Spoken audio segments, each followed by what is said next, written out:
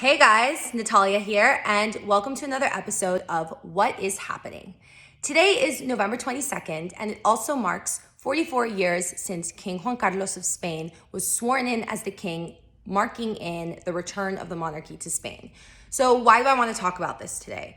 Not just because I'm Spanish, but actually because, believe it or not, it's really relevant to today. So bear with me. In a nutshell, the 1930s were a traumatic and brutal time in Spanish history. It was the Spanish Civil War. So the government fell apart, the king abdicated the throne, and Franco, a military general, emerged the victor and established a military dictatorship in Spain that would last nearly 4 decades. So during this time, the royal family are living in exile in Portugal. So Franco takes the son of the would-be king to Spain and tutors him to become his future successor. Franco's plan was that he would teach him everything he knows, and after his death, the monarchy would be reestablished and the young Prince Juan Carlos would continue Franco's legacy. What could go wrong? It was a perfect plan. Franco famously said on his deathbed that he had left everything atado y bien atado, meaning well tied, no loose ends. So 1975, Franco dies and Juan Carlos takes the throne as the King of Spain.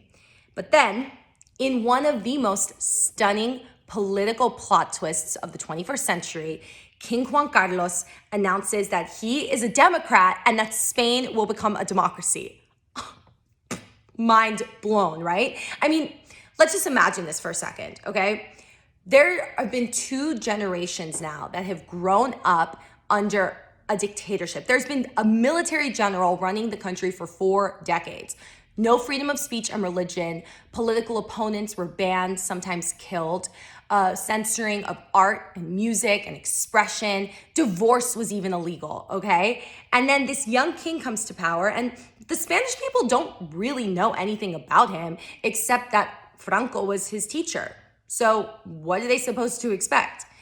And then Franco's supporters within the government, well, as you can imagine, they were not very impressed with this change of plan. So the transition to democracy was a long, delicate, and arduous process.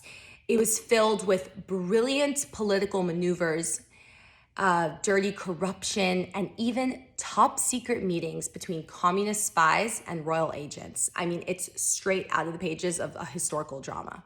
And this is actually one of my favorite parts of this story. Because imagine this, you're head of state and you're trying to build a democracy. By definition, that means that you cannot ban any political parties from participating. But see, that was a problem for Spain because the Communist Party was considered by those in power to have been the cause of the Civil War. And after they lost, the party was banned. So how are you going to convince the conservative factions of the government and a huge part of the Spanish population that it's okay to let them back in? But at the same time, how can you call yourself a democracy if you don't? So over a few months, a few of the king's most trusted aides, including Adolfo Suarez, who would become Spain's first democratically elected prime minister and was one of the big guides with the king in this transition to democracy, he held secret meetings with Santiago Carrillo, who was the head of the Communist Party living in exile in France. And there are stories of him entering Spain in the middle of the night, like in disguise for these top secret meetings held in underground bunkers. I mean, it's really wild. And there's so many moving parts here. Secret deals, the men had to put an enormous amount of trust in their former arch enemies. And eventually they were successful. The legalization of the Communist Party is considered to be one of the most significant events in establishing Spanish democracy. The idea here was to bring them in and allow the people to decide for themselves.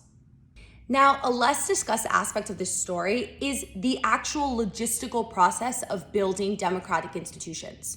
You can't just snap your fingers and go from dictatorship to democracy overnight. Now, in most cases, this occurs through bloody revolutions that tear everything down to rebuild from the bottom up. But in the case of Spain, the transition was peaceful.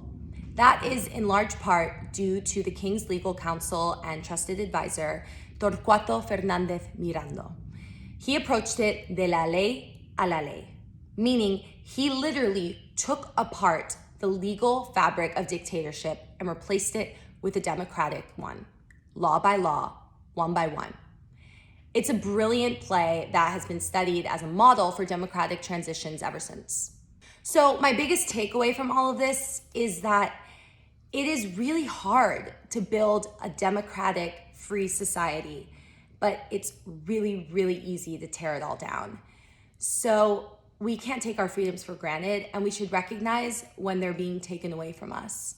And not just when it impacts us personally, but any of our neighbors anywhere in the world. Thanks for watching. I hope you enjoyed this episode, and see you soon. Let me know what you want me to talk about next. Leave your comments. Let's chat. Look forward to hearing from you.